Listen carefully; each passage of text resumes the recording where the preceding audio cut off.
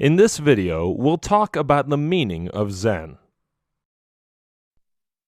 You may not have practiced it, but you must surely have heard of Zen. It is a common word, doing the rounds in different circles, primarily where people are looking for a way to simplify their lives. In fact, Zen has often been associated with aspects like tranquility, mindfulness, concentration, and anything else that can help restore some order in today's fast-paced and chaotic lives. In essence, Zen tries to understand the meaning of life without being distracted by logical or rational thought.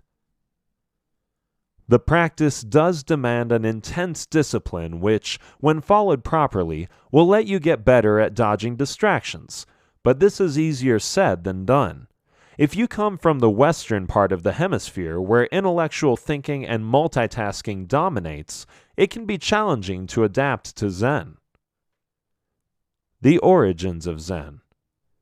Historically, Zen has been practiced for centuries in Oriental monasteries by monks and goes by various names. For instance, the Chinese refer to it as Ch'an, the Vietnamese as Tien, and the Koreans as Seon. But it is the Japanese rendering of this aspect of Buddhism that is known as Zen. Zen Buddhism was brought to China by the Indian monk Bodhidharma sometime in the 6th century. There it became known as Ch'an, and then spread to Korea and Japan. Under the 6th Chinese patriarch Huineng, Zen shed many of its inherent Indian trappings, becoming more Chinese. It also became more of the Zen that we now think of. But it was not until the middle of the 20th century that Zen Buddhism became popular in the West.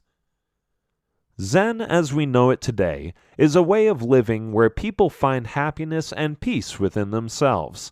They learn to be more aware of their surroundings and the present, rather than be distracted by an influx of information overkill. Zen teaches these individuals to lead a more disciplined and simple life, instead of a contrived and artificial one. So, if you are looking for a way to incorporate more Zen into your life, then read on. Here is a quick rundown of what to include and what to exclude from your life as you start your Zen journey.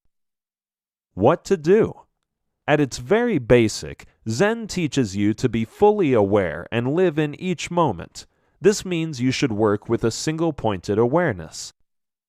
For instance, if you're cleaning, then you're fully present for the act of cleaning alone. If you're spending time with family, they are your only focus and nothing else.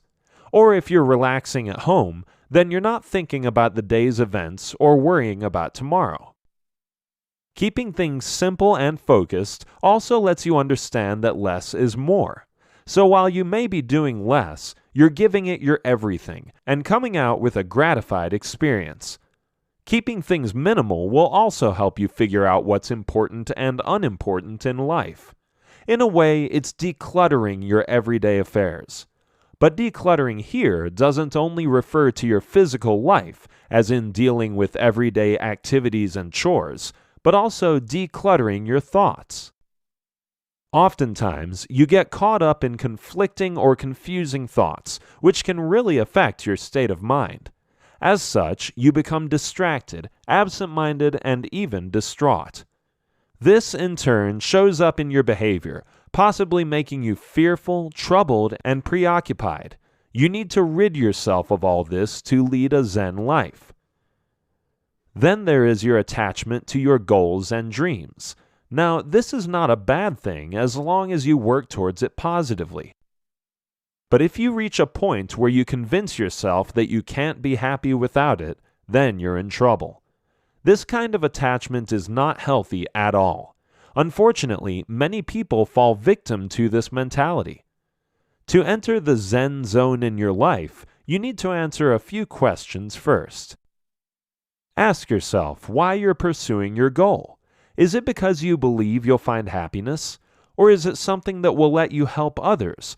Perhaps you consider it worth spending your time on. Now look on the flip side and see what this pursuit is costing you in terms of your own well-being or the well-being of others. If you find telling yourself that you'll be happy when you achieve your goal, that itself is stopping you from enjoying the moment.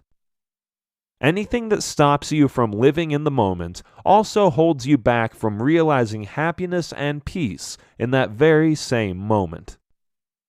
So, to truly experience a Zen life, you need to work both on your body and your mind.